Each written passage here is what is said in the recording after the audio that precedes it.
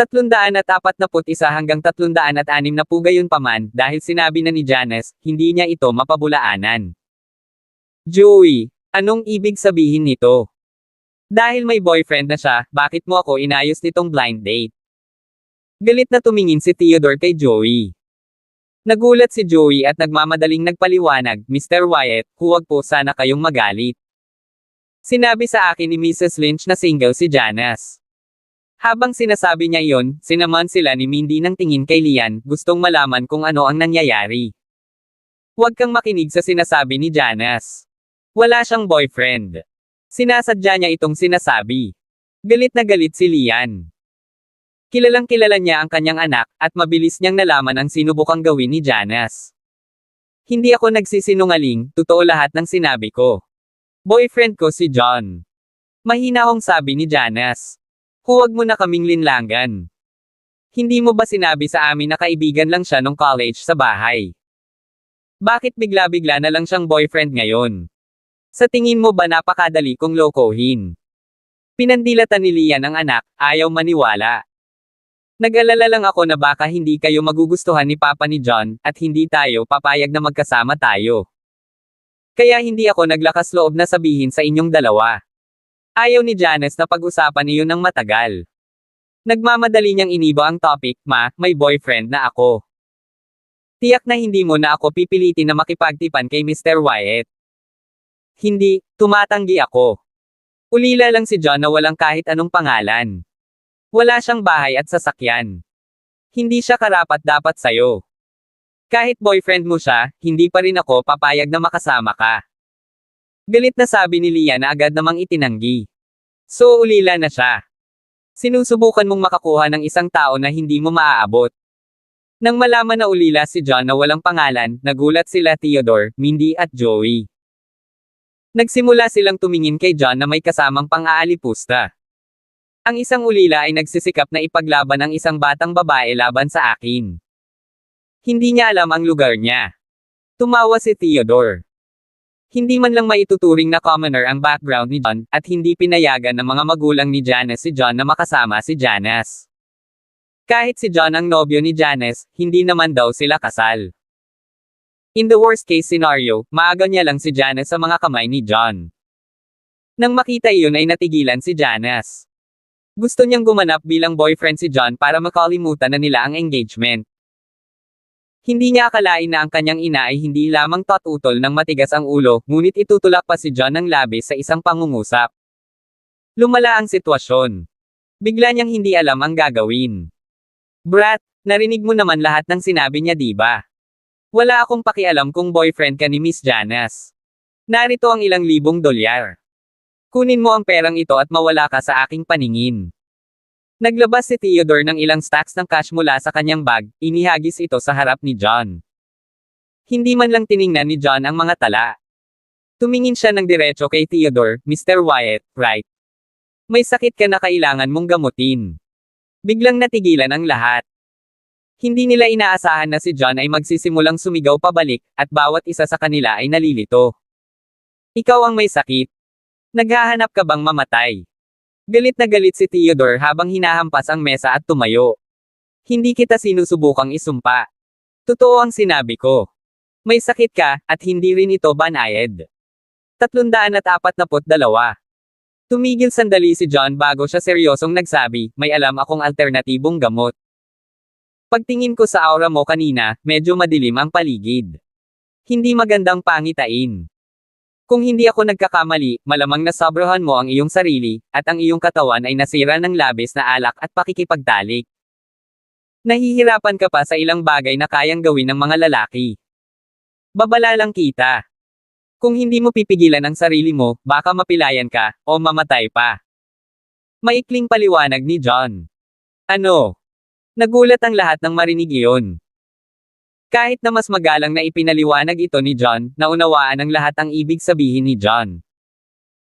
Nasa masamang kondisyon ang katawan ni Theodore, at hindi na niya magawang gumana ng maayos pagdating sa relasyon sa pagitan ng lalaki at babae. Maging ang buhay niya ay nakataya. Kaya lang, hindi nila alam kung totoo ang sinabi ni John. Gayunpaman, wala ni isa sa kanila ang nakakita sa medikal na kakayahan ni John noon, kaya inisip nilang lahat na gawa-gawa lang ito ni John. Paano mo nalaman? Gulat na tanong ni Theodore. Dahil mahilig siyang magpakasawa sa mga bisyo, medyo nasira ang kanyang katawan. Kamakailan, naramdaman niyang nahihirapan siya, at madalas na kailangan niyang uminom ng mga table tas upang matulungan ang kanyang sarili. Tamang-tama ang pako sa ulo ni John kaya naman nabigla siya, hindi niya masabi kung totoo ba si John o hindi. Mr. Wyatt, pwede bang? Napatulala ang iba. Halos malaglag ang kanilang mga panga sa lupa. Akala nila nagsisinungaling si John, pero ang reaksyon ni Theodore ay parang nakumpirma ang sinabi ni John.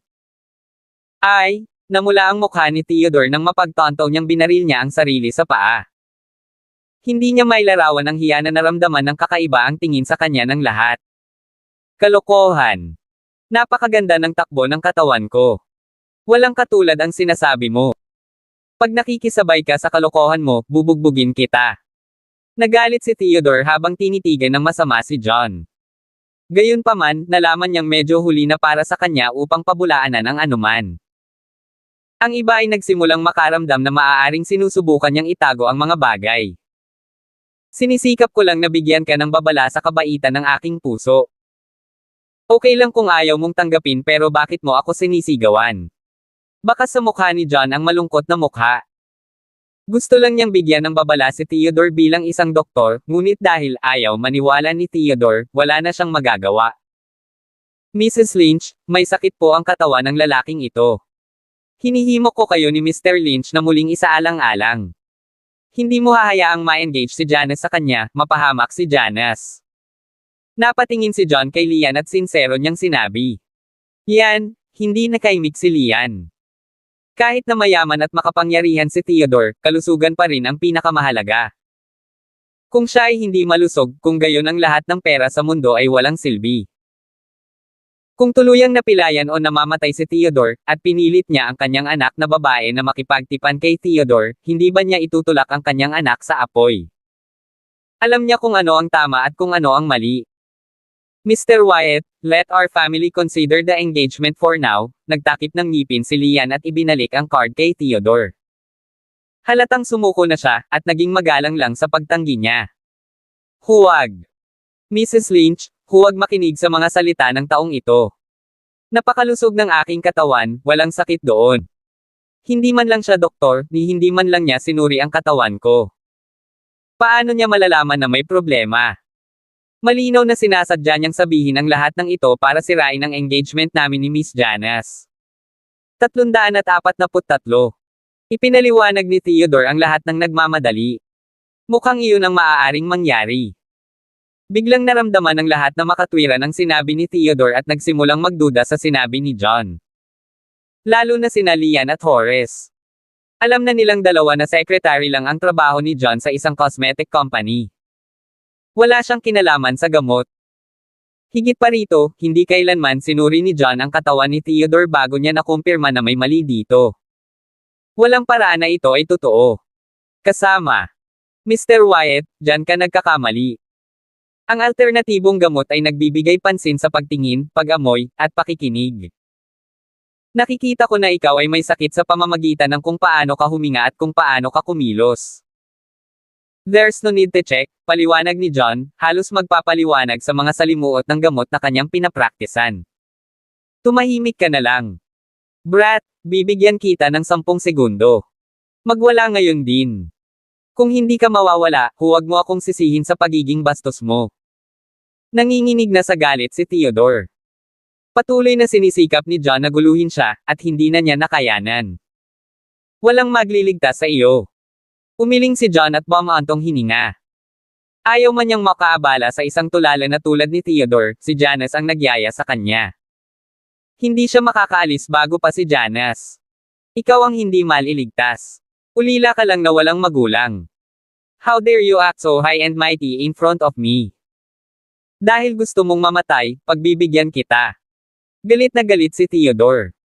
Mabilis niyang nilabas ang phone niya at tinawag ang 2 guard sa labas. Pumasok ang dalawang gwardya sa silid, at mabilis na tumayo sa harap ni Theodore, magalang na nagsabi, "Sir, mayroon ba kayong anumang utos?" Sipin mo ang lalaking ito palabas ng kwarto. Nandidiri si Theodore kay John. Hanggat wala si John, mapapayag niya ang mga magulang ni Janice sa engagement. Oo. Malamig ang mga mukha ng dalawang bodyguard habang nagsimula silang maglakad papunta kay John. Ano ang sinusubukan mong gawin? Gulat na gulat si Janice habang nakatayo sa harapan ni John. Miss Janice, tumabi ka. Tuturuan ko ang lalaking ito ng leksyon ngayon. Ipapakita ko sa kanya ang pwesto niya. Mabangis na sabi ni Theodore. Oo, Janice, dapat kang sumuko. Ang taong ito ay nagbubuga lang ng kalokohan kung saan-saan. Despicable lang siya. Dapat tinuruan siya ng leksyon. Sabi ni Lian, Mindy, at ng iba pa. Wala sa kanila ang may magandang nararamdaman para kay John dahil sinusubukan ni John na sirain ang engagement. Sigurado ka ba? Mr. Wyatt, huwag mo akong sisihin sa hindi ko pagsasabi sa iyo. Napakagaling ni John. Kung nasaktan mo siya, maghahirap ka. Sabi ni Janice na may kakaibang ekspresyon. Ngayon lang niya pinagtanggol si John dahil sa pag-aalala. Gayunpaman, napagtanto niya na ang martial arts ni John ay walang katotohanan na malakas.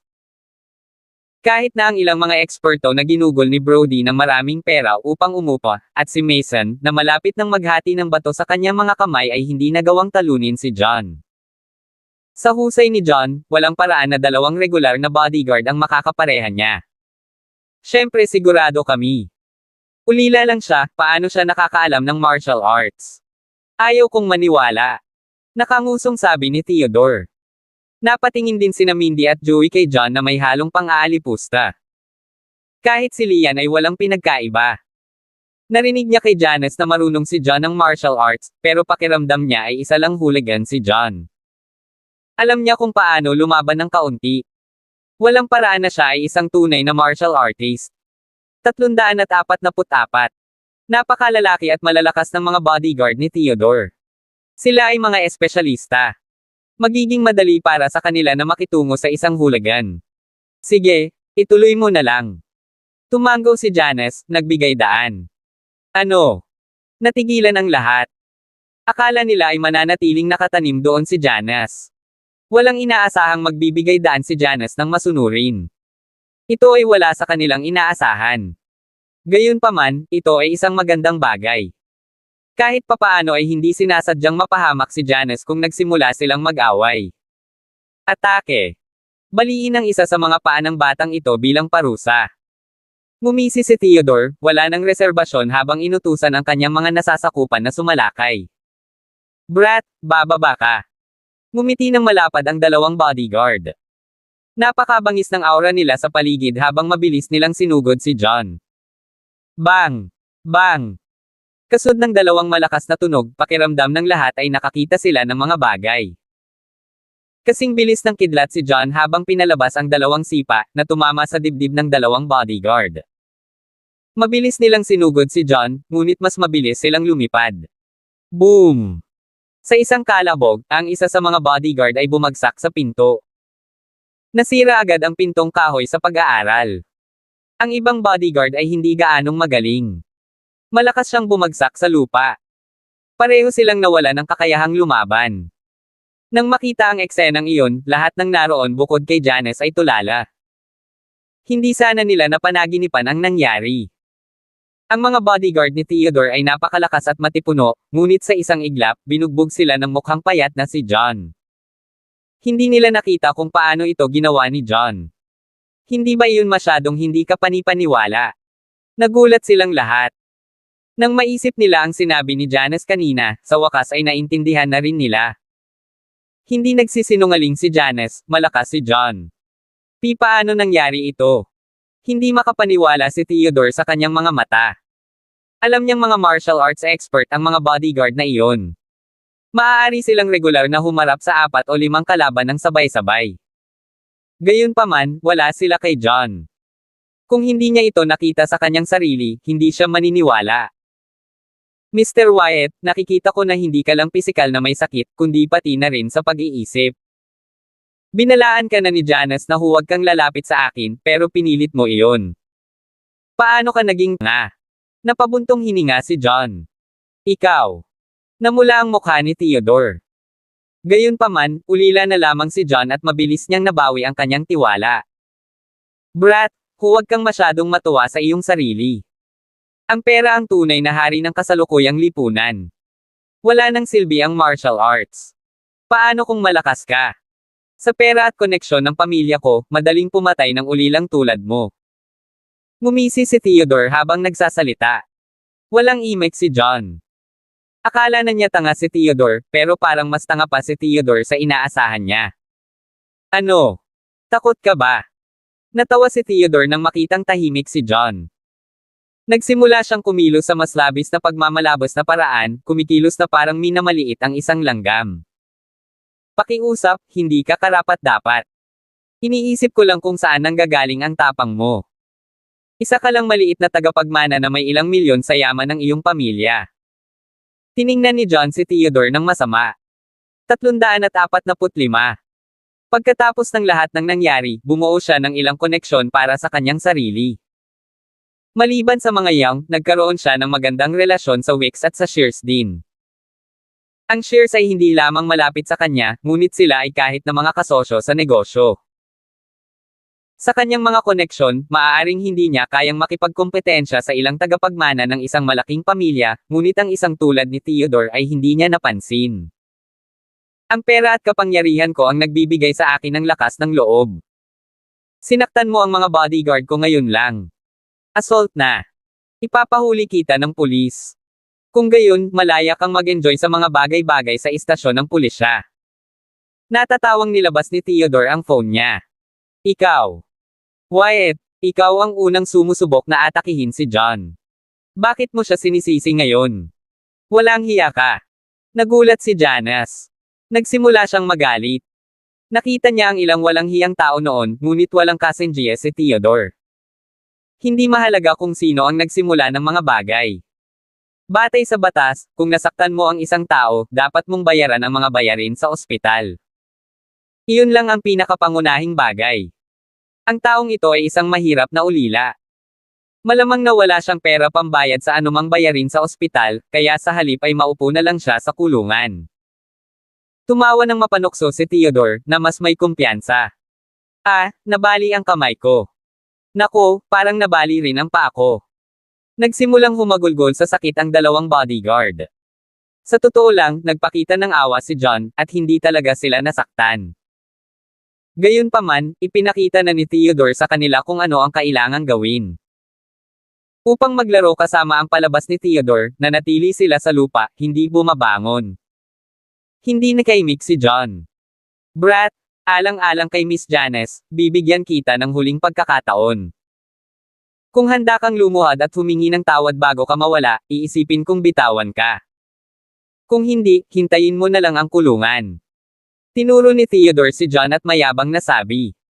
Si John ay kaklase ni Janice sa kolehiyo, at maaaring maging boyfriend ni Janice. Kung ipinakulong niya si John, kamumuhian siya ni Janice. Tapos, masisira ang engagement. Kaya, nagpasya siyang subukang kunin ang ilang tiwala ni Janice sa pamamagitan lamang ng paghingi ng tawad kay John. Hindi niya naisip na iligtas si John kahit minsan. John, narinig mo ba yon? Si Mr. Wyatt ay maawain. Handa siyang bigyan ka ng isa pang pagkakataon. Bakit hindi ka magmadali at humingi ng tawad? Agad namang tumalon si Joey at sinigawan si John, hindi nakakalimutang purihin si Theodore. Tuwang-tuwa si Theodore dito, at sinaman niya ng tingin si Joey. John, tama si Joey. May nasaktan ka, kaya kasalanan mo. Dapat humingi ka na lang ng tawad. Tama, mas maganda kung mag-move on ka na lang. Parehong pinayuhan ni Lian at Horace si John. Alam nilang dalawa na si John ay isang mahirap na ulila. Walang paraan na mayroon siyang pera at kapangyarihan upang makipaglaban kay Theodore. Hindi ito makatotohanan. Kahit na ang pagluhod para humingi ng tawad ay makakasira sa dignidad ni John bilang lalaki, mas mabuti pa rin iyon kaysa makulong si John. John, anong gagawin natin? Gulat na napatingin si Janice kay John. Alam niyang walang ibang kapansin-pansin si John sa kanya maliban sa kanyang martial arts. Wala siyang pera o kapangyarihan. Hindi niya talaga kayang makipagkompetensya kay Theodore. Kung si John ay hindi lumuhad at humingi ng tawad at nahuli ng pulis, ito ay hindi kapani-paniwalang problema. 346. Kung gayon, kung ginamit ni Theodore ang ilan sa kanyang mga koneksyon, maaaring makulong pa si John ng mahabang panahon. Janice, huwag kang mag-alala. Hayaan siyang tumawag ng pulis kung gusto niya. Gusto kong makita kung may sapat ba siyang kakayahan na ibaluktot ang katotohanan ng ganoon. Napangiti si John. Ang batas ay hindi laruan. Ang pulis ay kailangang kumilos ayon sa nararapat, at hindi maaaring arestuhin ang sinuman dahil lamang sa gusto nila. Ang mga salita ni Theodore ay sapat lamang upang takutin ang mga karaniwang tao tulad ni Janice, hindi ito maaaring matakot sa kanya. Higit pa rito, mayroon siyang ilang mga koneksyon sa kanyang sarili. Kung may gustong hilahin si Theodore sa dilim, hihilingin lang niya ang kanyang kamatayan. Brat, binigyan na kita ng chance. Dahil ayaw mong tanggapin, kaya huwag mo akong sisihin. Naghanda si Theodore na tumawag ng pulis, na gustong ipatikim kay John ang mga kahihinatnan ng pagkontra sa kanya. Sa sandaling iyon, biglang may narinig na mga yabag, na naputol ang ginawa ni Theodore. Sino ang nanggugulo sa hotel ko? How dare you? Isang galit na sigaw ang maririnig. Pagkatapos noon, isang mabangis na lalaki na nakasot na mukhang nasa edad 40 ang umakay sa 5 matipunong lalaki sa silid. Ang pakikipag-away ni John sa mga bodyguard ay nawasak ang pinto ng silid, at nagsimula ang mga empleyado ng hotel. Nakatanggap ang nasa katanghaliang lalaki ng mga ulat mula sa kanila na may nagdulot ng gulo, kaya agad siyang nagmadali kasama ang ilang mga nasasakupan. Sino ba ang bumukas ng pinto? Lumabas ka kaagad. Napangisi ang nasa katanghaliang gulang na lalaki habang ang kanyang mabangis na tingin ay nakatingin sa lahat ng naroon. Siya ay may isang mamamatay tao na layunin sa kanyang mga mata na nagtanim ng takot. Ramdam ang nakakatakot na aura binigay ng lalaki, hindi napigilan ni Lian, Janice, at ng iba pa na kiligin, hindi nang ahas na salubungin ang mga mata ng lalaki. Tanging sina John at Theodore ang exception. Malakas at matapang si John, natural na hindi siya takot sa lalaki. Samantala, si Theodore ay mayabang at pakiramdam na lahat ay nasa ilalim niya. Ang iba ay maaaring natakot sa mamamatay tao na aura ng lalaki, ngunit siya ay hindi. Yung mga bodyguard ko ang sumisira ng pinto. Sirang pinto lang, ano ang nakakabilib dito? Babayaran na lang kita. Paalis na sabi ni Theodore. Nakikita niyang parang natatakot ang lahat sa lalaking nasa katanghaliang gulang na iyon, kaya sinadya niyang magpakitang gilas ng kaunti, na gustong mapabilib si Janice. Kung nakita ni Janice kung gaano siya kawalang takot, baka mas magkagusto siya sa kanya. Pagkatapos nito, iiwan niya si John at lulendag sa mga bisig nito. Smack! Sa sandaling sinabi ni Theodore na isang malinaw na sampal ang maririnig. Ang nasa katanghaliang gulang na lalaki ay humakbang pasulong at nagpadala ng isang marahas na sampal sa kanyang mukha. Sino ka sa tingin mo, umaarte sa harap ko? Napagod ka bang mabuhay? Malamig na sigaw ng middle-aged na lalaki. Natigilan si Theodore. Napahawak siya sa kanyang mukha sa isang kamay at napuno ng hindi makapaniwala. Pagkatapos noon, galit siyang sumigaw, "How dare you hit me? Alam mo ba kung sino ako?" Smack! Bago pa makatapos si Theodore, isa pang sampal ang ginawa sa kanya ng nasa katanghaliang gulang na lalaki. Ilang beses ang sampal na iyon at nagpalipad ang dalawang ngipin John. Dumudugo ang mukha niya. Malakas. Kung hindi mo linisin ang iyong bibig, sasampalin ko ang iyong bibig. Malamig na tiningnan ng lalaki si Theodore. Ikaw. Nagsimulang makaramdam ng takot si Theodore at hindi na kumilos ng mayabang. 347. Gayunpaman, walang paraan na papayag siyang masampal sa harap ni Janice at ng iba pa. Sumigaw siya, "Wait lang. Ang tatay ko ang direktor ng Wyatt Group, si Thomas Wyatt. Hindi ka papakawalan ng tatay ko sa pambubugbog mo sa akin ng ganito." Thomas Wyatt. Ano ngayon? Tumawa ang middle-aged na lalaki, "Brat, bigyan kita ng pagkakataon. Tawagan mo na lang si Thomas. Gusto kong makita kung kaya niya akong harapin, Horse and Drew." "Fine. Ikaw na mismo nagsabi. Maghintay at makita ipaalam. Tuwang-tuwa si Theodore habang nagmamadaling tumawag sa kanyang ama. Sa sandaling iyon, ang mga bodyguard na nasa lupa ay hindi na nagpapanggap na nasugatan. Napatayo na sila minsan. Mr. Wyatt, huwag. Nang marinig nila ang pangalan ni Horsen, nagbago agad ang mga ekspresyon nila. Dali-dali nilang sinubukang pigilan si Theodore. Ano ba ang pinipigilan yung dalawa? Malungkot na sabi ni Theodore. Ang mga bodyguard ay may takot sa kanilang mga mukha habang nagpaliwanag, Mr. Wyatt, hindi mo alam ito, ngunit ang nasa harap namin ay ang Great Maned Tiger, si Horsen, isa sa mga sikat na 4 tigers. Hindi lang siya isang malaking figure sa underworld, kundi kahit isa sa mga tauhan ng Southern King. Ano? Isa sa 4 na tigre. Ang lalaki ng Southern King. Nagulat si Theodore habang nanginginig sa takot. Mahilig siyang uminom at maglaro, kaya palagi siyang nasa mga bar at nightclub. Kaya medyo alam niya ang underworld. Ang pinakasikat na figure ay ang 2 hari at 4 na tigre. Hindi sila mga taong maaaring masaktan ng karaniwang tao. Nandito man ang kanyang ama, mapipilitin pa rin silang maging magalang sa harap ng 4 na tigre. Iyon ay hindi man lang nagalaw sa 2 hari. Kung nais ng alinman sa mga hari na patayin ang negosyo ng kanilang pamilya, ito ay magiging napakadali. Siyempre, hindi lang si Theodore ang nabigla. Lahat ng iba ay lubos na natakot din. Mabilis silang namutla nang makaramdam sila ng lamig sa kanilang mga puso. Hindi sila bahagi ng underworld, ngunit sila ay mga lokal pa rin. Palagi silang nakatira sa lugar na kinokontrol ng Southern King, kaya alam na alam nila ang pangalan ng Southern King. Alam nila na ang 2 hari ay tunay na kamangha-manghang mga figure na kayang gawin ang anuman.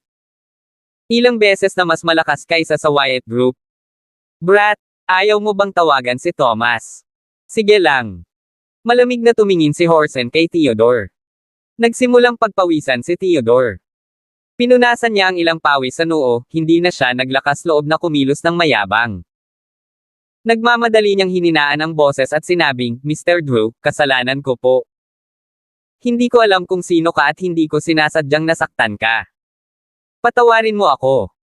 Kung tungkol sa pinto na sinira ng mga nasasakupan ko, babayaran kita.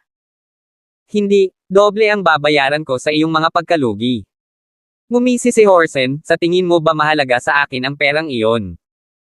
Yung. Kinilig si Theodore, at bigla siyang kinabahan, Mr. Drew, kasalanan ko po.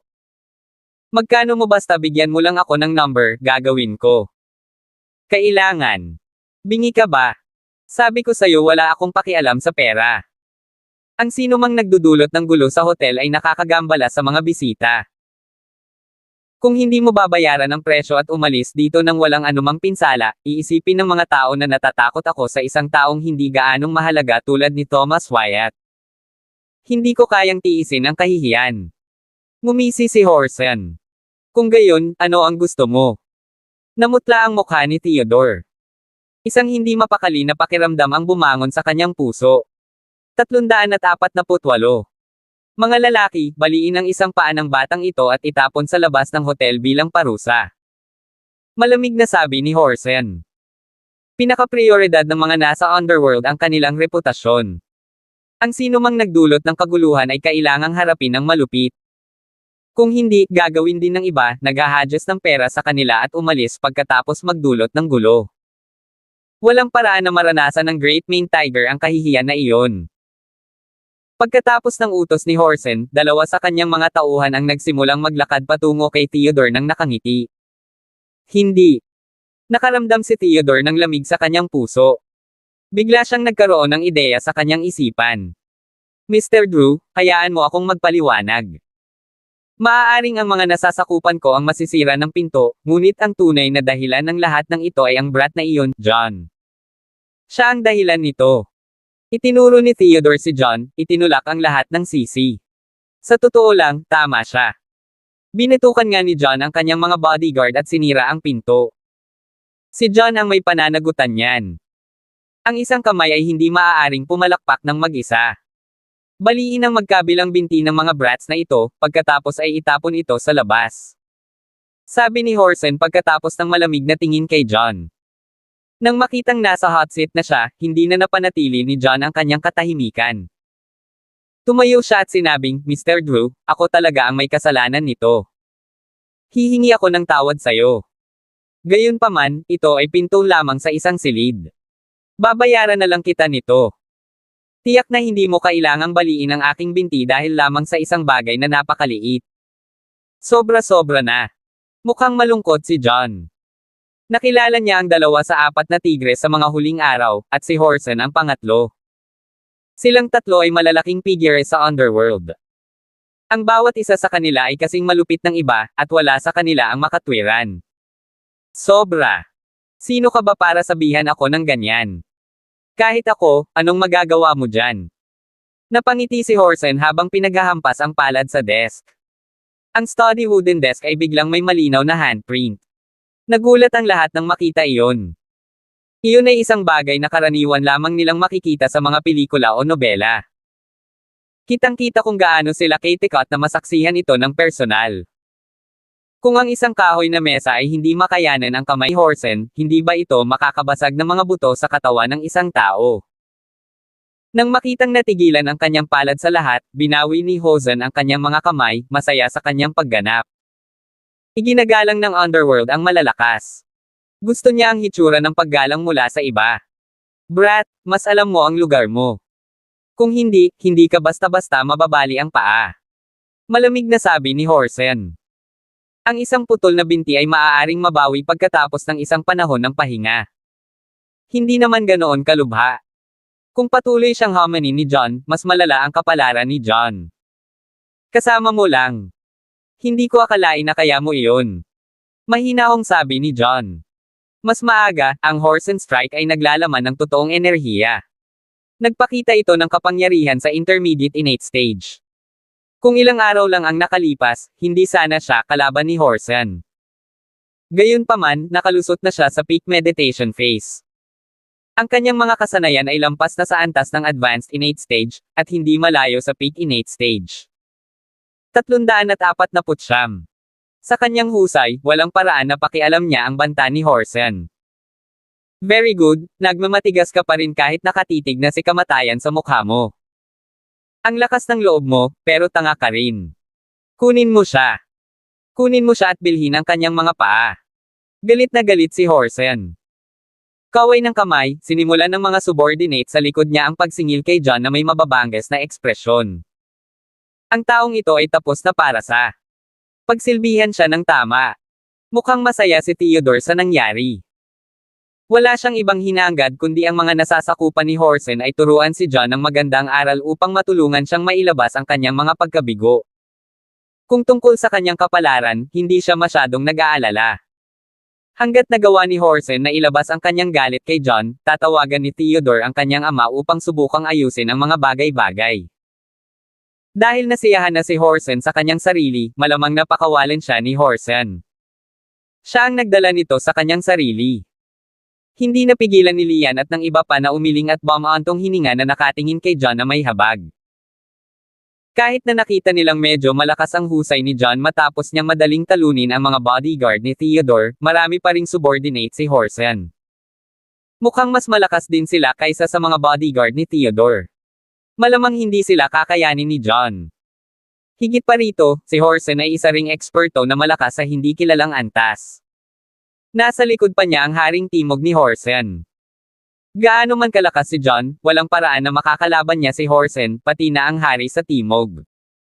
Ito ay hindi magkaroon ng kahulugan sa lahat. Alamin ang iyong lugar. Ngumisi si John, sumulong sa halip na umatras habang sinisingil niya ang lalaki ni Horsen. Wala siyang nakitang taong gumawa ng kahit ano sa mga taong walang ginawa sa kanya. Dahil ganoon ang pagkilos ni Horsen, hindi na niya kailangang pigilan. Bang bang bang. Si John ay parang tigre sa mga tupa. Bawat hampas niya ay tila walang kapantay. Ilang saglit lang ay nasa lupa na ang lahat ng mga nasasakupan ni Horsen. Lahat sila ay hindi na makalaban. No wonder you dare to be so arrogant. Sumabak ka sa martial arts. Lumubog ang mukha ni Horsen, at may kumikinang sa kanyang mga mata. Kahit na mukhang may kakayahan si John, wala siyang naramdamang totoong enerhiya mula kay John. Nangangahulugan ito na si John ay hindi tunay na martial artist, at marahil ay isang external martial arts user lamang. Walang paraan na ganoon kalakas si John, kaya hindi naabala si Horsen. Brat, ginalit mo ako. Itinuwid ni Horsen ang kanyang katawan, at isang masamang aura ang sumabog. So paano kung meron ako? Malinaw na sagot ni John. Naghahanap ka ng mamatay. Ipapakita ko sa iyo ang tunay na kapangyarihan ng internal na kapangyarihan. Ang kaunting mga kasanayan mo ay hindi kahit na W nito. Napasigaw si Horsen na mabilis na sinugod kay John. Gaano kalakas? Pagbanggit sa harap. Nagulat si Lian at ang iba pa. Kahit na nasa malayo sila ay ramdam na ramdam nila ang lakas sa likod ng suntok ni Horsen. Ang kinahinatnan ay nagdulot pa sa kanila ng kaunting sakit. Patay na ang brat na ito. Nagawa ni Mr. Drew na mag-iwan ng imprint sa mesa. Mamamatay siya sa isang kakilakilabot na kamatayan kung gagawin niya ang suntok na iyon. Tumawa si Theodore. Hindi pa sigurado yan. Hindi pa natin alam kung sino ang mananalo. Mahinahong sabi ni Janice. Nasaksihan niya kung gaano kalakas si John noon, at sobrang tiwala niya kay John. Kahit na ang kanyang kalaban ay isa sa 4 na tigre, maaaring hindi gaanong problemado si John. 350. Ganoon ba? Maghintay at tingnan natin pagkatapos. Gusto kong makita kung paano makakayanan ng kulot niyang katawan ang suntok ni Mr. Drew. Ngumuso si Theodore. Tumango naman si Lian at ang iba pa. Nakita nilang lahat kung gaano kalakas ang strike ni Horsen kanina. Ang katawan ni John ay gawa pa rin sa laman at dugo. Kahit paano niya natanggap ang suntok na iyon, mababali pa rin ang buto niya. Maliban na lang kung may nangyaring milagro, malamang na hindi makayanan ni John ang pag-atake ni Horsen. Gayunpaman, bago pa man nila matapos ang pag-iisip tungkol dito, isang bagay na nakakabigla ang nangyari. Nagtataka namang umiwas si John sa suntok ni Horsen. Kahit na ginamit ni Horsen ang lahat ng kanyang kapangyarihan, kaya't namula ang kanyang mukha, hindi pa rin siya makalusot sa palad ni John. Ang 4 na tigre ay walang kabuluhan. Payak na ngumiti si John bago niya sinipa si Horsen sa dibdib, pinalipad si Horsen. Bang! Bumagsak ang katawan ni Horsen sa mesa, at gumuho ang kahoy na lamesa. Pagkatapos nito, umubo siya ng isang subo ng dugo, mukhang nasa isang hindi kapani-pani walang masamang kalagayan. Hindi na siya mukhang nananakot gaya ng dati. Napatulala ang lahat nang makita nila iyon. Halos malaglag ang kanilang mga panga sa lupa. Wala sa kanila ang inaasahan na hindi lamang iiwasan ni John ang suntok ni Horsen, kundi maging sanhi ng pag-ubo ng dugo ni Horsen sa isang pag-atake. Tinalo niya si Horsen sa isang iglap. Sa kanilang mga mata, napakalakas na ni Horsen, ngunit natalo ni John si Horsen ng ganoon kadali. Gaano kaya kalakas si John? Paano ito posible? Pilit na gumapang si Horsen. Pinunasan niya ang dugo sa gilid ng kanyang bibig na may ekspresyon ng pagkagulat. Siya ay nasa intermediate innate stage, at natalo siya ni John sa isang suntok. Nangangahulugan ito na si John ay nasa advanced innate stage man at maaaring mas mataas pa kaysa sa peak innate stage. Gayunpaman, si John ay hindi nagpakita ng anumang totoong enerhiya, kaya kailangan niyang maging isang external power user. Naabot ni John ang ganoong kataas na antas sa pamamagitan lamang ng external na kapangyarihan. Iyon ay masyadong hindi maarap. Sino ka? Tumingin si Horsen kay John, sinusubukang hulaan kung sino si John. Ako lang. Hindi mahalaga si John, at hindi niya alam kung paano sasagutin ang tanong ni Horsen. Ikaw. Nagdilim ang ekspresyon ni Horsen. Bigla siyang nakaramdam ng pagluwa ng mas maraming dugo. Sa mga kakayahan ni John, hindi kilala si John sa Palanan City. Gayunpaman, wala siyang magagawa sa ayaw ni John na ibunyag ang kanyang pagkatao. Brat, huwag kang masyadong masiyahan sa iyong sarili. Wala akong pakialam kung sino ka. Nangangahulugan ang pananakit sa akin na ginagawa mong kaaway ang hari sa timog. Hindi ka pakakawala ng Southern King. Malamig na sigaw ni Horsen. Ano? Tinatakot mo ba ako? Tumaas ang isang kilay ni John na medyo nangangamba. Maaaring may mga pakikitungo siya sa mga Shears, gayon din sa Youngs and the Wicks, ngunit hindi pa rin siya bahagi ng kanilang mga pamilya. Walang paraan na iiwan nila ang kanilang mga benepisyo para tulungan siya. Kung gumawa siya ng isang kaaway ng isang taong kasing kapangyarihan ng hari sa Timog, maaaring hindi maganda ang katapusan nito para sa kanya. Paano kung ako nga? Kahit na hindi ako kalaban mo, ang Southern King ay napakaraming eksperto sa ilalim niya. Siya ay may napakalaking kapangyarihan. Ang pagpatay sa iyo ay isang simpleng bagay. Kabanata 351. Isang proud na ngiti ang pinakawalan ni Horson. Malabo niyang nakikita ang pangamba ni John at nagsimulang maging mas kumpiyansa. Tama ka. Kahit sino ka pa, gusto mong mamatay kung kalabanin mo ang tatay ko. Sa pagkakataong iyon, malamig na tawa ang narinig. Pagkatapos noon, isang binata na mga 23 taong gulang ang nanguna sa ilang subordinate at pumasok sa silid. Medyo gwapo ang binata, at medyo maamo ang itsura, pero kasing tall-inis ng kutsilyo ang aura sa paligid niya. Sino siya? Siya ang anak ng Southern King, si Fane Poole. Mr. Poole, dumating ka sa tamang oras. Si Horson ay mukhang hindi kapani-paniwalang masaya habang nagmamadali siyang lumapit upang ipakita ang kanyang paggalang. Sino ka? Nagtataka namang tumingin si John kay Fane. Brat, makinig ka dito. Ito ang anak ng hari sa Timog, si Fane Poole. Pagmamalaki ni Horson. Ang anak ng hari sa Timog. Nagulat si John. Nagulat din ang iba. Brat, hindi ka ba natuwa sa sarili mo ngayon lang? Tingnan natin kung gaano kayabang sa harap ni Mr. Poole. Tumawa si Horson. Iyon, umasim ang ekspresyon ni John.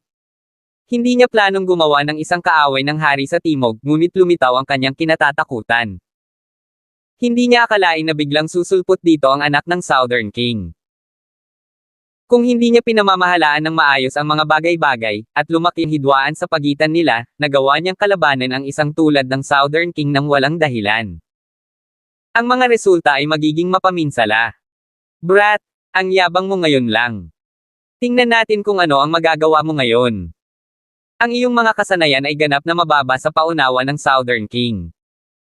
Ang Southern King ay napakaraming eksperto sa ilalim niya.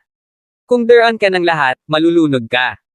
Natuwa si Horson nang makitang tahimik si John. Tama iyan. Napakalakas ng Southern King. Walang kwenta kahit sanay si John sa martial arts. Ang isang ordinaryong tulad niya ay mamamatay kapag sinaktan nila ang Southern King. Janice, dapat kausapin mo siya. Hilingin sa kanya na magmadali at humingi ng tawad. Kung siya ay taos-puso, maaaring magpasya itong si Mr. Poole na iligtas siya. Nagmamadaling sabi ni Lian at Horace. Alam nilang dalawa na ulila si John na walang-wala. Sa usapin ng pera at kapangyarihan, kahit si Theodore ay madaling maalis si John, pabayaan ang isang taong kahanga-hanga tulad ng anak ng Southern King. Kung gusto nilang patayin si John, mas madali ito kaysa pumatay ng langgam. Tama si Auntie. Janice, masyadong mayabang ang kilos ng kaibigan mo, at nagsalita siya ng walang iniisip. Bago niya masaktan si Mr. Poole, dapat mo siyang humingi ng tawad. Siguraduhin mo lang na hindi niya tayo hilahin kasama niya. Parehong galit na galit sina Mindy at Joey. Kahit si John ang may kagagawa ng lahat ng ito, at wala itong kinalaman sa kanila, nakatali pa rin sila kay John sa huli. Kung magalit si John kay Fane, baka mahuli rin sila dito. Ay, nakaramdam ng matinding pagkabalisa si Janice. Alam niya na si John ay napakalakas, ngunit ang hari sa Timog ay maraming nasasakupan. Siya ay mas mayaman at mas makapangyarihan kaysa kay John. Gaano man kalakas si John, walang paraan na makakalaban ni John ang hari sa Timog. Kung si John ay sasabak kay Fane, tiyak ang kamatayan. Bigla namang napuno ng pag-aalala ang mukha ni Janice. Gusto niyang hilingin kay John na humingi ng awa. Gayunpaman, sa mga bagay na tulad nila, ang paghingi ng tawad ni John ay maaaring wala nang magawa. 351. Isang proud na ngiti ang pinakawala ni Horson. Malabo niyang nakikita ang pangamba ni John at nagsimulang maging mas kumpiyansa. Tama ka. Kahit sino ka pa, gusto mong mamatay kung kalabanin mo ang tatay ko. Sa pagkakataong iyon, malamig na tawa ang narinig. Pagkatapos noon, isang binata na mga 23 taong gulang ang nanguna sa ilang subordinate at pumasok sa silid. Medyo gwapo ang binata, at medyo maamo ang itsura, pero kasing tall-inis ng kutsilyo ang aura sa paligid niya. Sino siya? Siya ang anak ng Southern King, si Fane Poole. Mr. Poole, dumating ka sa tamang oras. Si Horsen ay mukhang hindi kapani-paniwalang masaya habang nagmamadali siyang lumapit upang ipakita ang kanyang paggalang. Sino ka? Nagtataka namang tumingin si John kay Fane. Brat, makinig ka dito. Ito ang anak ng hari sa timog, si Fane Poole. Pagmamalaki ni Horsen. Ang anak ng hari sa timog. Nagulat si John. Nagulat din ang iba. Brat, hindi ka ba natuwa sa sarili mo ngayon lang? Tingnan natin kung gaano kayabang sa harap ni Mr. Poole. Tumawa si Horsen. Iyon, umasim ang ekspresyon ni John. Hindi niya planong gumawa ng isang kaaway ng hari sa timog, ngunit lumitaw ang kanyang kinatatakutan. Hindi niya akalain na biglang susulpot dito ang anak ng Southern King. Kung hindi niya pinamamahalaan ng maayos ang mga bagay-bagay, at lumaki ang hidwaan sa pagitan nila, nagawa niyang kalabanan ang isang tulad ng Southern King nang walang dahilan. Ang mga resulta ay magiging mapaminsala. Brat, ang yabang mo ngayon lang. Tingnan natin kung ano ang magagawa mo ngayon. Ang iyong mga kasanayan ay ganap na mababa sa paunawa ng Southern King. Ang Southern King ay napakaraming eksperto sa ilalim niya. Kung daran ka ng lahat, malulunod ka. Natuwa si Horsen nang makitang tahimik si John. Tama iyan. Napakalakas ng Southern King. Walang kwenta kahit sanay si John sa martial arts. Ang isang ordinaryong tulad niya ay mamamatay kapag sinaktan nila ang Southern King.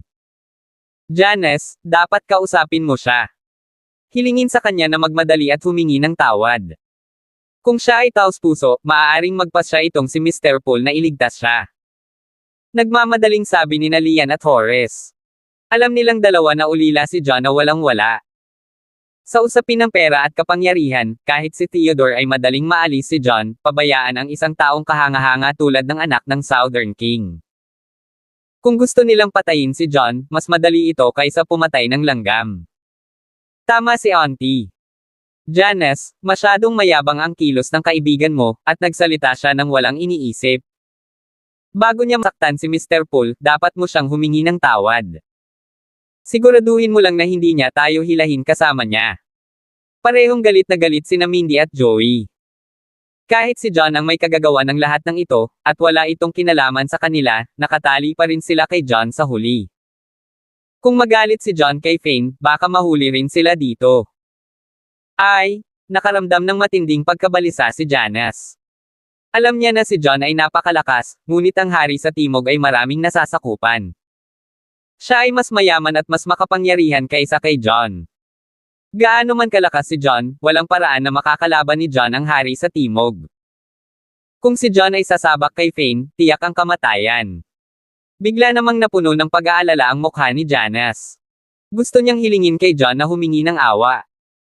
Gayunpaman, sa mga bagay na tulad nila, ang paghingi ng tawad ni John ay maaaring wala nang magawa. 352. Sa sandaling iyon, may biglang sumulpot na lalaki sa likod ni Fane. Walang iba kundi si Mason Shelton. Mr. Poole, huwag kang magalit. Hayaan mong ipakilala kita kay Mr. Walker. Siya yung John Walker na nabanggit ko sa'yo dati. Hindi lang siya Supreme Master, kamag-anak pa siya ng Shears. Parehong sina Harvey at Cynthia Shear ay kanyang mga kaibigan, pakilala ni Mason. Ano? Siya si Mr. Walker. Natigilan si Fane. Nasa peak acquired stage lang noon si Mason. Ito ay isang bagay na alam ng lahat. Gayunpaman, sa kanyang pakikipag-away kay Xander Long, bigla siyang umunlad sa intermediate innate stage. Sa loob lamang ng ilang araw, bumuti ang kapangyarihan ni Mason ng 2 buong antas. Ito ay isang bagay na hindi ka panipaniwala sa mga martial artist. Nang malaman ni Fane ang tungkol dito, naging interesado siya. Agad niyang tinawagan si Mason para magtanong tungkol sa at nalaman niya si John kay Mason. Nagawa ni John na mapahusay si Mason ng 2 buong antas sa loob lamang ng 10 minuto. Hindi lang iyon. Sinabi pa sa kanya ni Mason na bata pa si John, ngunit isa ng Supreme Master. Nakipagrelasyon pa nga si John sa mga Shears, at parehong gumagalang sina Harvey at Cynthia kay John. Para sa isang napakabata para maging Supreme Master, kailangang maging henyo si John na may walang katapusang potensyal. Kamag-anak pa niya ang mga Shears. Kailangan niyang magkaroon ng kakaibang background. Gusto agad ni Fane na maging kaibigan si John. Inimbitahan niya si Mason sa hotel para kausapin si Mason at subukang ipapakilala siya ni Mason kay John. Hindi niya akalain na lalabas sa harapan niya si John bago pa magawa ni Mason iyon. Mr. Walker, ito ang anak ng Southern King, Mr. Fane Paul, muling ipinakilala ni Mason kay Fane si John. Tumango si John, walang sinasabi. Gayunpaman, siya ay hindi kapani-paniwalang nababalisa, nag-aalala na si Fane ay magdudulot sa kanya ng problema dahil kay Horson. Sa sandaling iyon, hindi niya alam kung ano ang gagawin. Hindi alam ni Fane ang iniisip ni John. Nang makita niyang medyo malamig ang reaksyon ni John, naisip niyang nagalit si John sa kanyang kay-abangan kanina. Sabik niyang inayos ang sarili, at biglang naging mas palakaibigan. Mabilis siyang naglagay ng ngiti sa mukha, Mr. Walker, kasalanan ko naman sa pagkakataong ito. Hindi ko alam kung sino ka, at baka nasaktan ka. Patawarin mo ako. Natigilan ang lahat sa sinabi ni Fane. Natahimik ang buong lugar. Ete. Ano ang nangyayari? Napatulala si Horson. Napatulala si Theodore. Ang iba ay ganoon din. Ang Southern King ay isa sa pinakamakapangyarihang tao sa Palanan City. Bilang anak ng Southern King, si Fane ay isa sa pinakamakapangyarihang kabataan sa lungsod. Nakakalimutan ng mga regular na tao tulad ni Janice at Lian, kahit sa mga mata ni Theodore, si Fane ay isang taong napakataas na hinding-hindi niya maasahan na mahawakan. Si Fane ay mas mahalaga sa isang tao kaysa sa kanya. Inakala ng lahat na ulila lang si John na walang kapangyarihan at mamamatay sa harap ni Fane. Gayunpaman, hindi nila inaasahan na si Fane na lang ang hihingi ng tawad kay John. 353. Hindi ba iyon masyadong hindi ka panipaniwala? Gayunpaman, nang maalala nila ang pagpapakilala ni Mason, mabilis nilang napagtanto ang nangyari. Malinaw na sinabi ni Mason na si John ay isang Supreme Master, at nagkaroon pa nga ng relasyon sa mga Shears. Hindi sila manlalaban, kaya hindi nila alam kung ano ang Supreme Master, ngunit ang Shears ay isa sa 4 na dakilang pamilya sa Palanan City. Matagal na nilang narinig ang tungkol sa Shears. Ang katotohanan na may relasyon si John sa mga Shears ay nangangahulugan na walang paraan na si John ay isang walang kwentang basura tulad ng iniisip nila. Maaaring si John ay isang kamangha-manghang tao. Ang lahat ay nagsimulang mapagtanto ang katotohanan, at lahat sila ay naging manhid dahil sa pagkabigla. Mr. Poole, why masyado kang magalang? I wouldn't dare. Hindi inaasahan ni John na hihingi ng tawad si Fane, at siya ay nahuli. Gayunpaman, mabilis niyang napagtanto na sinubukan ni Fane na maging palakaibigan, at hindi nagplano na gumawa ng isang kaaway sa kanya. Tamang-tama ito sa kanyang mga plano. Mr. Walker, napakasaya kong nakilala ang isang bayaning tulad mo. Bakit hindi tayo maging magkaibigan? Kung ayaw mo syempre. Ano sa tingin mo? Nakangiting sabi ni Fane. Hindi siya tanga. Akala niya ay Supreme Master si John, at may relasyon pa nga si John sa mga Shears.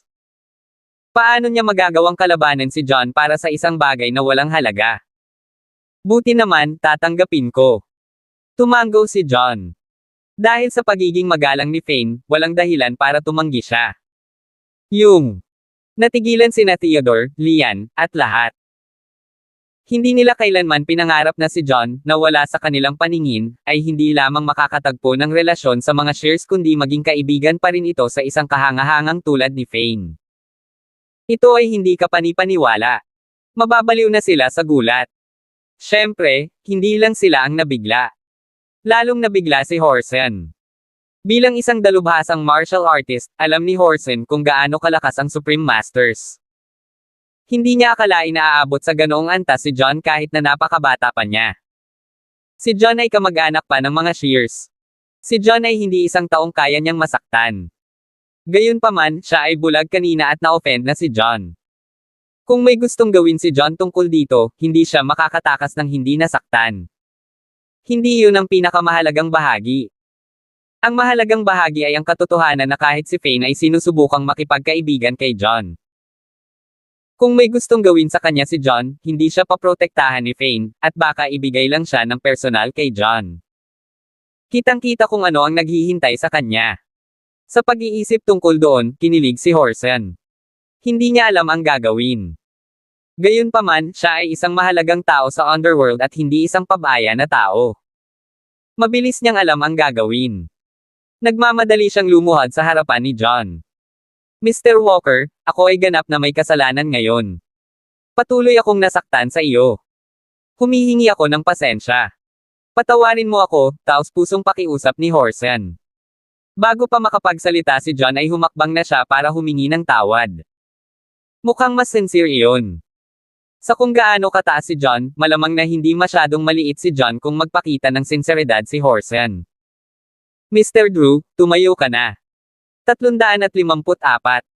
It wasn't such a big deal, hindi mo kailangang gawin ang lahat ng ito. Gayunpaman, dapat pa rin akong magbigay sa iyo ng ilang payo.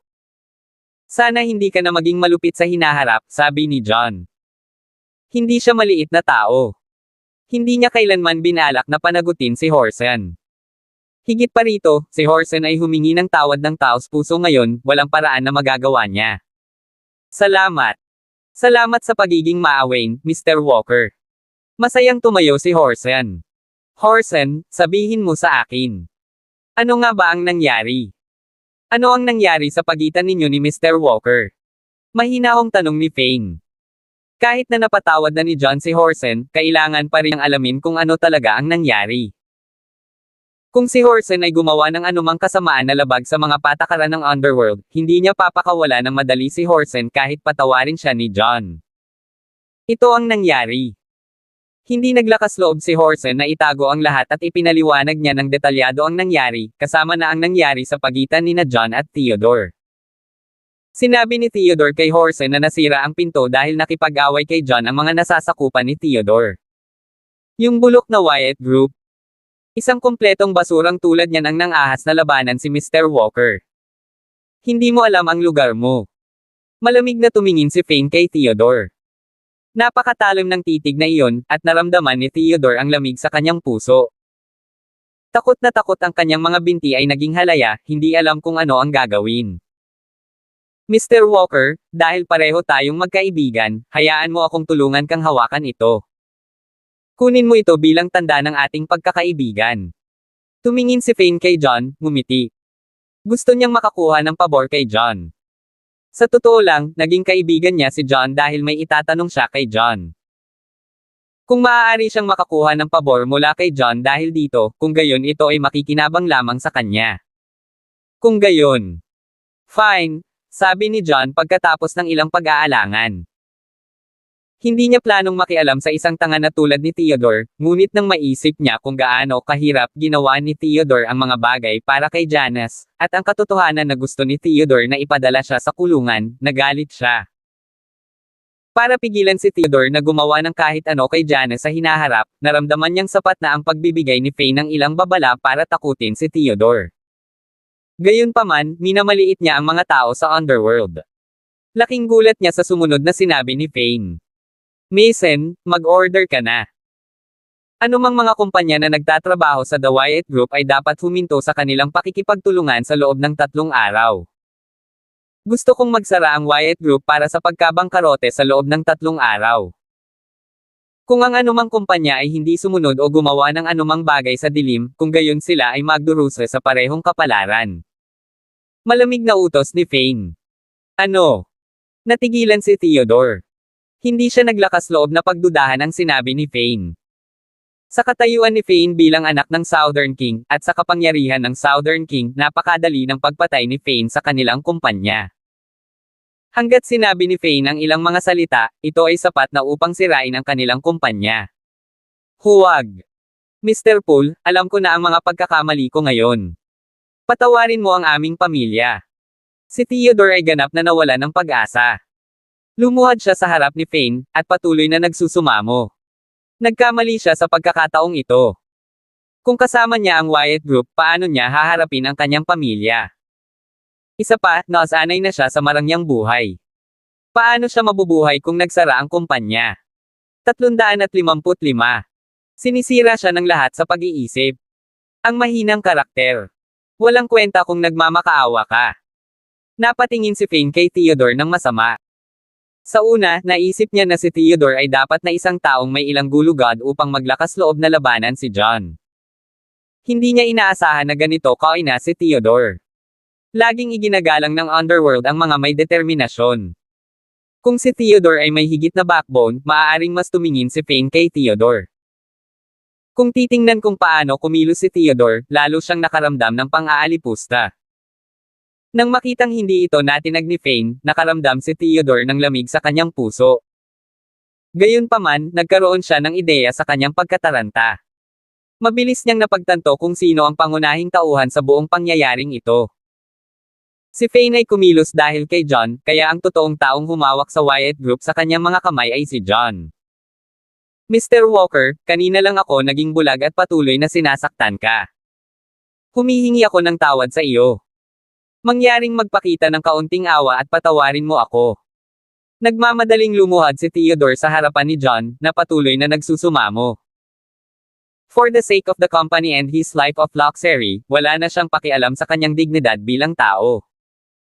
Nagmamakaawa siya ng husto, hindi man lang pinapansin ang hitsura niya. I swear na lalayuan ko si Miss Janice in the future. Hindi ako kailanman mag-iisip para sa kanya, at hindi ko siya guguluhin. Nagmamadaling paniniguro ni Theodore. Nagkaroon siya ng conflict kay John dahil mismo kay Janice. Matapos masaksihan ang napakalaking kapangyarihan ni John, na kayang tukuyin ang buhay o kamatayan ng kumpanya ng kanyang pamilya sa isang salita lamang, napagtanto niya kung gaano siya katanga para ipaglaban ang isang babae kay John. 10 beses man ang lakas ng loob niya ay hindi na niya iisipin pa na makasama pa si Jancy. Nang nasaksihan ang eksenang iyon, nagulat si Lian, Mindy, at ang iba pa. Hindi nila akalain na si Theodore na itinuturing nilang napakayaman at makapangyarihan ay lumuhad sa harap ni John. Samantala, si John, na inakala nilang ulila na walang kahit ano, ay biglang naging isang makapangyarihang tao. Ang mas nakakapagbiro pa ay ang Palladian nilang kinukutya si John alang-alang kay Theodore. Napatingin silang lahat kay John. Sinampal sila ng malupit na katotohanan sa mukha. Si John, na labis nilang minamaliit, ay nasa kamay ni Theodore. Ang kanyang kapangyarihan at kakayahan ay higit pa kaysa kay Theodore. Ito ay lumampas sa kung ano ang maaari nilang isipin. Bigla silang nakaramdam ng matinding pagkabalisa, hindi alam kung ano ang gagawin. Maasim ang ekspresyon ng mukha ni Lian. Si John ay mas mahusay kaysa sa mayabang na si Theodore sa lahat ng paraan, maging ito ay kapangyarihan, kabab ang loob, o hitsura. Gayunpaman, minamaliit niya ang isang taong kasing husay ni John para makuha ang pabor ni Theodore, sinusubukang iset up ang kanyang anak kay Theodore. May mali ba sa ulo niya? Kung kinasusuklaman siya ni John dahil doon at nagpasya siyang makipaghiwalay sa kanyang anak, hindi ba niya masisira ang kaligayahan ng kanyang anak? Sa pag-iisip niyan, parang sasampalin niya ang sarili niya sa mukha. Mr. Walker, pabayaan mo na ako. Let the Wyatt Group of this one time, patuloy na pagmamakaawa ni Theodore. Iyon. Napahinto si John doon. Gusto lang niyang turuan ng leksyon si Theodore na may magaang parusa. Ang pagsira sa buong kumpanya ay medyo labis. 356. Gayunpaman, pumayag na siya na hayaan si Fane na harapin ang lahat. Kung salungatin niya ang kanyang mga salita, maaaring mapahamak ito kay Fane. Hindi ito masyadong angkop. Nang makitang tila maraming gustong sabihin si John kay Fane, hindi pinabayaan ni Theodore ang pagkakataong mawala. Patuloy siyang nagsusumamo habang kinukunan niya ng lihim na tingin si Joey, umaasang tutulong si Joey. Naintindihan naman agad ni Joey ang gusto ni Theodore. Kahit na gusto niyang protektahan ang kanyang sarili at ayaw niyang makaladkad pababa, ang Wyatt Group ang pinakamalaking kliyente ng kanyang pamilya. Ang maliit na kumpanya ng kanyang pamilya ay umasa sa Wyatt Group upang mabuhay. Kung ang Wyatt Group ay tuluyang nawasak, ang kanyang kumpanya ay susunod din. Sa kabilang banda, kung nagawa niyang tulungan si Theodore na lampasan ang problemadong lugar na ito, pakikitunguhan siya ni Theodore ng maayos sa hinaharap. Pagkatapos, sa tulong ng Wyatt Group, magiging matagumpay ang kumpanya ng kanyang pamilya. Para sa kapakanan ng kanyang kita, si Joey ay nagdikit ang kanyang mga ngipin at nagpasyang subukan ito.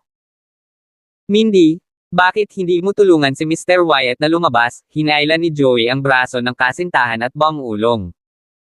Hindi niya kilala si John. Hindi siya makapagsalita sa harap ng malalaking figure tulad nina John at Mindy.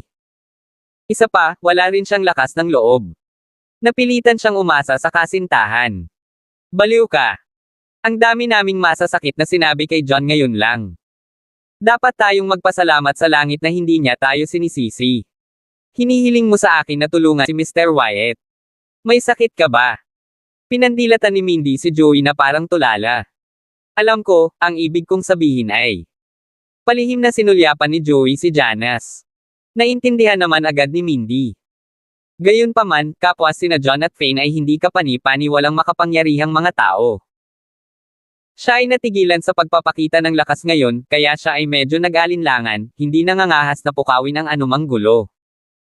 Mindy, hindi mo ba gustong magpakasal bago ito?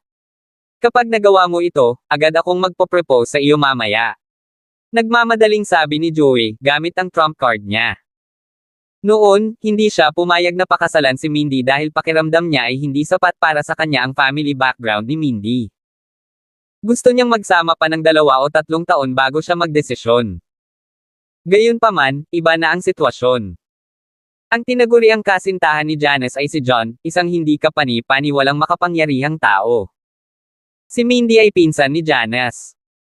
Kung pakakasalan niya si Mindy, mas makikilala niya si Janice at magagamit niya si Janice para makipagkaibigan kay John. Pagkatapos nito, basta-basta na lang mapayaman ni John ang kanyang pamilya sa isang kapritsyo. Hindi kalabisan kung sabihin na hindi si Mindy ang dapat na nagmamakaawa sa kanya na pakasalan siya, ngunit ang kabaligtaran. Ayaw niyang mawala ang gintong gansa.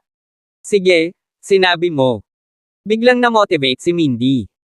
Hindi niya alam kung ano ang iniisip ni Joey. Gusto lang niyang magmadali at pakasalan si Joey para mas mabigyan pa ng seguridad ang kanilang relasyon. Nakahinga ng maluwag si Joey. Hindi pinabayaan ni Mindy ang pagkakataon na agad itong naglakad patungo kay Janice. Nang nasa tabi na niya si Janice, bumulong si Mindy sa tenga ni Janice, umaasang tulungan ni Janice si Theodore na humingi ng awa. Nako, naiintindihan ko. Subukan ko, maaaring hindi gaanong gusto ni Janice si Theodore, ngunit isa na siyang mabait na tao. Pakiramdam niya ay napakabigat ng parusa. Higit pa rito, ang kanyang relasyon kay Mindy ay palaging maganda. Sa tanong ni Mindy, medyo nag-alinlangan siya bago siya mabilis na tumango at pumayag. 357. John, parang maiiyak na si Theodore. Sa tingin ko alam na niya ang mga pagkakamali niya. Bakit hindi na lang natin ito hayaan? Lumapit si Janice kay John at sinabing. Oh, sige, sabi ni John pagkaraan ng ilang sandali. Hindi niya kailanman binalak na gumawa ng isang bagay na napakatindi kay Theodore. Since Janice voiced out it, pumayag na siya. Mr. Poole, salamat dito. Tatandaan ko ang pabor. Gayunpaman, nararamdaman ko na ang pagpapatawad ay isang bagay na mahalaga. I don't think this is such a big deal, so why don't we just spare him, ani John. Kahit na medyo makasakit ito kay Fane, ipinahiwatig niya na tatandaan niya ang pabor. Hindi niya akalain na hindi magiging masaya si Fane sa napakaliit na bagay. Sige, gagawin namin ang sinabi mo, napaka-carefree ni Fane. Gusto lang niyang makakuha ng pabor kay John. Dahil tinanggap na ito ni John, wala na siyang pakialam pa. Sige, maaari kang mawala ngayon. Tumingin si Fane kay Theodore at malamig na sinabi.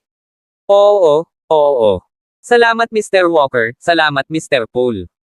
Mukhang dumaan lang si Theodore sa isang malaking hamon. Basang-basa na sa pawis ang likod ng sando niya. Hindi na siya naglakas loob na manatili roon ng ilang saglit pa habang nagmamadaling gumapang pataas at nagmamadaling umalis. Nang mawala si Theodore, ngumiti si Fane at sinabing, Mr. Walker, may gusto akong itanong sa iyo. Libre ka ba ngayon? Ano ito? Curious na tanong ni John. Pag-usapan natin ito sa ibang silid, iniaya ni Fane. Oh, sige, tumango si John. May utang siyang pabor kay Fane, kaya hindi niya maaaring tanggihan ang imbitasyong iyon. Janice, sasama ako kay Mr. Poole saglit. Bakit hindi muna kayo kumain, sabi ni John kay Janice.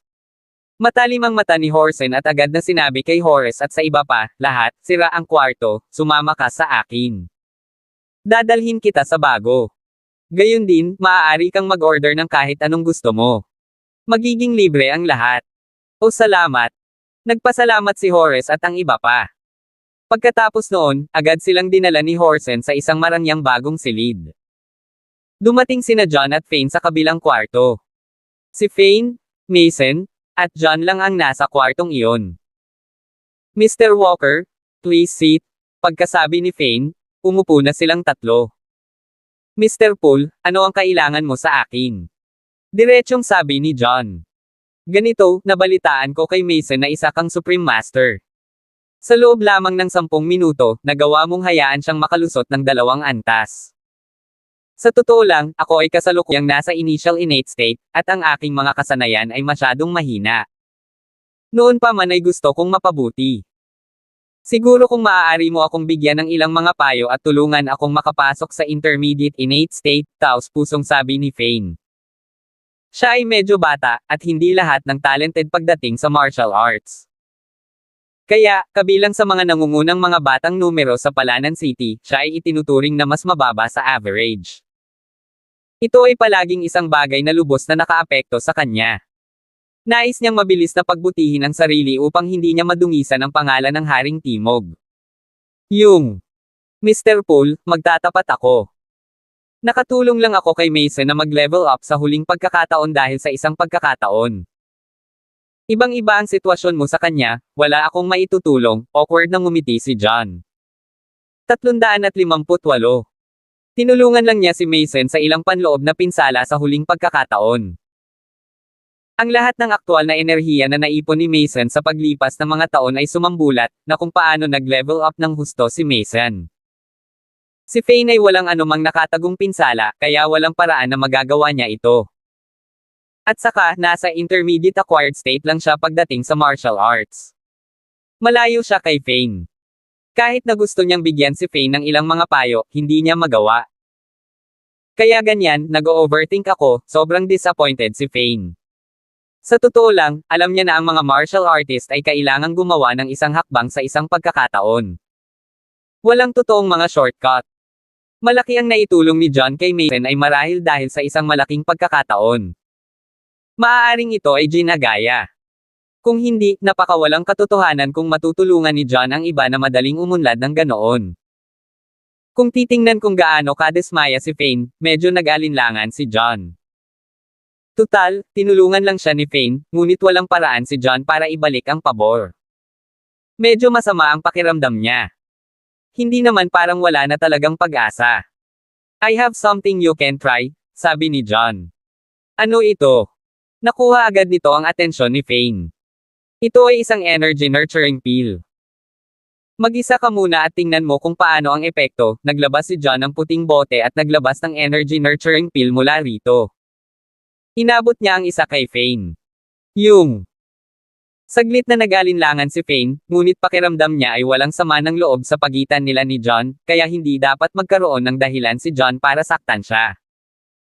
Kaya, inalis niya ang kanyang hinala at nilunok ang tableta. Ang tableta ay natunaw at mabilis na naging alon ng totoong enerhiya na pumuno sa kanyang katawan. Dali-dali niyang iminulat ang kanyang mga mata at malabo niyang naramdaman ang totoong enerhiya na dumadaloy sa kanyang sentro ng enerhiya. Biglang lumuwag ng kaunti ang bottleneck niya. Gumagana siya. Pakiramdam ko malapit na akong gumawa ng breakthrough. Tuwang-tuwa si Fane. Agad niyang napagtanto na may pambihirang bagay ang ibinigay sa kanya ni John. Buti naman gumana, nakangiting sabi ni John. Kahit na hindi sapat ang isang solong tableta para tulungan si Fane na magtagumpay, nagagawa pa rin itong paluwagin ang bottleneck na nararanasan ni Fane. Hindi masyadong malayo si Fane mula sa pag-power up. Mr. Walker, anong klaseng tableta ito? Maaari itong mapabuti ang lakas ng isang tao. Kung meron pa ako, baka makapag-level up agad ako. Excited na sabi ni Fane. Napatingin siya sa bote sa kamay ni John, at nagningning ang mga mata. Ito ay isang energy nurturing pill. Maaari nitong palakasin ang iyong lakas, at maaari pang mapabuti ang rate ng iyong pagsasanay. Gayunpaman, sa iyong kasalukuyang mga antas, maaari ka lamang kumuha ng isa bawat 2 o 3 araw. You can't take too much. Simpleng paliwanag ni John. Isa lang kaya ako every 2 or 3 days. Sayang naman, ang hinaing ni Fane. Kinailangan niyang iwaksi ang kanyang intensyon na magkaroon pa ng ilan. Gayunpaman, pinag-isipan niya ito. Naramdaman na niya na malapit na siyang mag-improve. Ito ay isang bagay na mangyayari sa kalaunan, kaya hindi niya kailangang magmadali. Hangga't nagpatuloy siya sa pagsasanay ng maayos, magagawa niyang makapasok sa intermediate innate stage sa loob ng wala pang isang buwan. Syempre, kung mayroon siyang energy nurturing pills, magagawa niya ito sa loob ng isang linggo. Mr. Walker, ang iyong mga table tasks ay kamangha-manghang. Wala pa akong nakitang kahangahangang bagay noon. Siguro kung papayag ka bang ibenta ang mga ito sa akin. Bigyan mo lang ako ng presyo, umaasang sabi ni Fane. Mr. Poole, pasensya na. Kailangan kong gamitin ang mga ito. Hindi ko kayang ibenta ang mga ito sa iyo. 350. Umiling si John bilang pagtanggi. Ang energy nurturing pills na kasama niya ay ang may pinakamagandang epekto.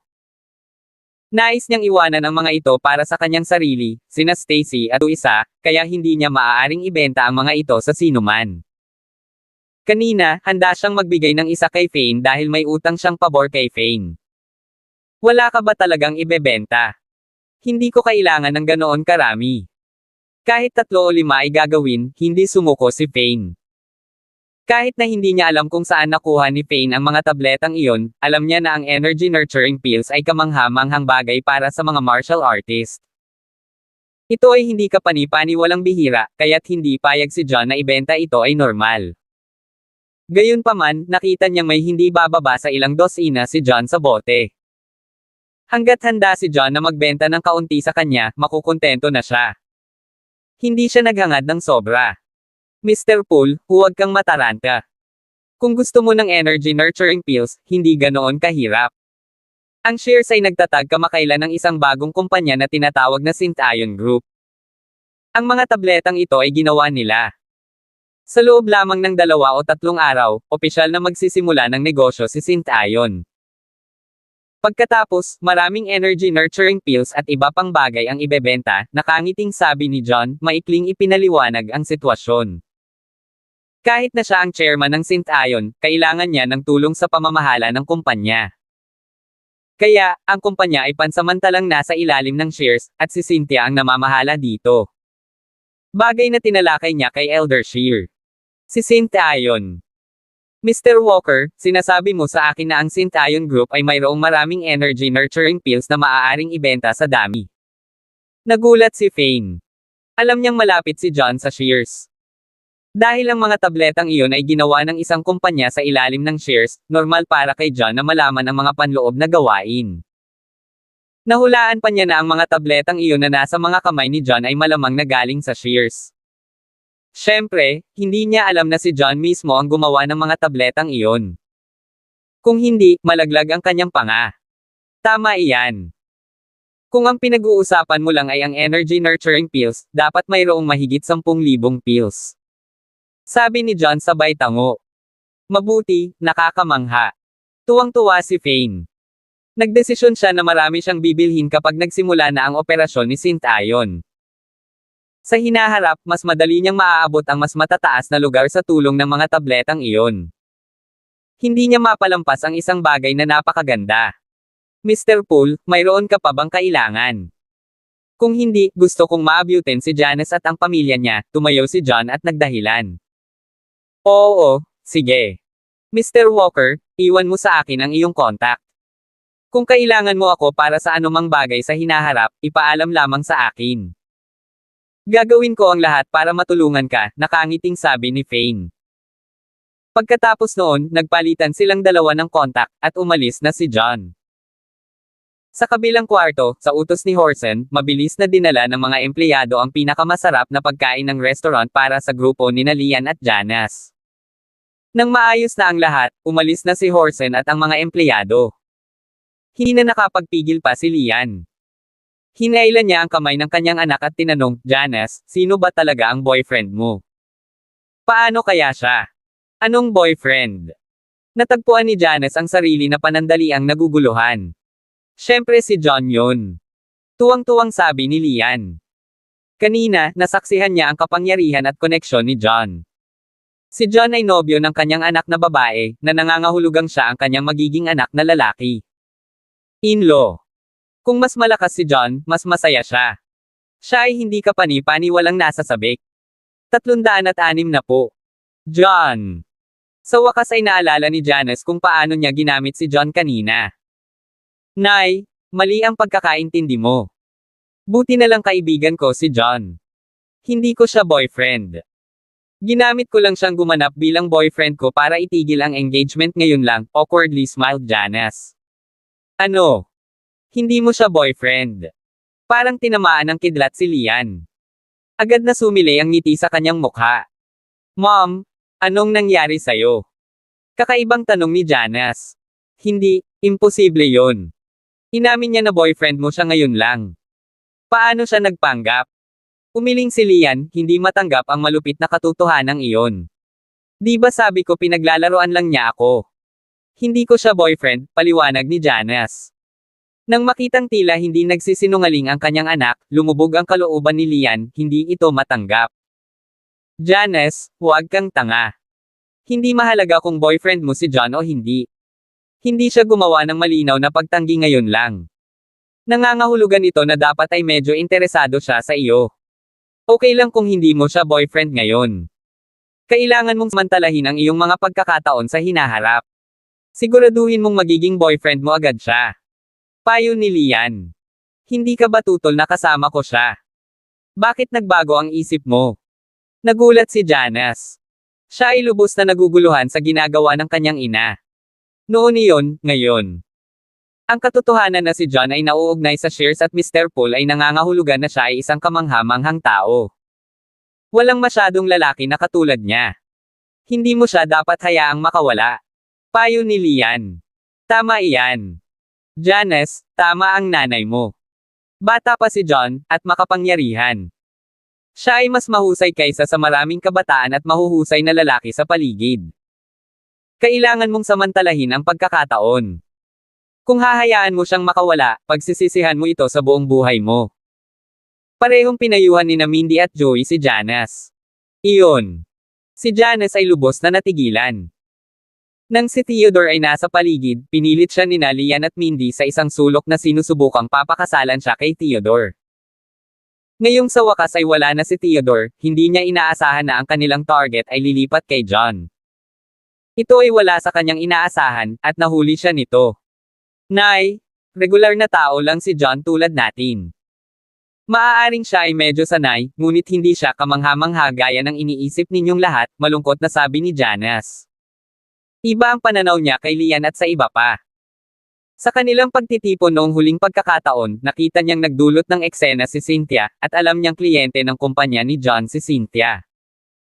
Nahulaan niya na napaka-ordinary lang ng relasyon ni John kay Cynthia. Hindi ibig sabihin na nakabaon si John sa Shears. Tungkol naman kay Fane, ito ay ganap na dahil kay Mason. Noon, nanalo si Mason sa martial arts ni John. Alam ni Janice na gustong mapasailalim ni Mason si John. Pakiramdam niya ay handang kaibiganin ni Fane si John alang-alang kay Mason.